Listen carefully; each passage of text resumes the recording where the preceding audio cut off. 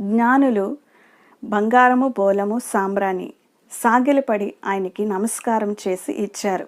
మనము అదే విధముగా మనకున్న జీవితాన్ని, మనకున్న హృదయాన్ని, మనకున్న ఆత్మను మనము దేవుని ఎదుట మరి అర్పించి సాగిలపడి మనము ఆయనను పూజిద్దాం. రెండవదిగా, దేవుడు ఈ లోకములో వెలుగై ఉన్నానని యేసు తన నోటి నిండా చెప్పిన మాటను మనం జ్ఞాపకం చేసుకుందాం. కాబట్టి ఆయన ఈ లోకమునకు వెలుగై ఉన్నాడు కనుక ఆ వెలుగును గురించి మనం అనేక మందికి ప్రకటిద్దాం. అనేక మందికి మరి యేసు శిష్యులుగా మనము తయారు చేసి సర్వలోకానికి వెళ్ళి సర్వ సృష్టికి కూడా మనము సువార్తను ప్రకటిద్దాం.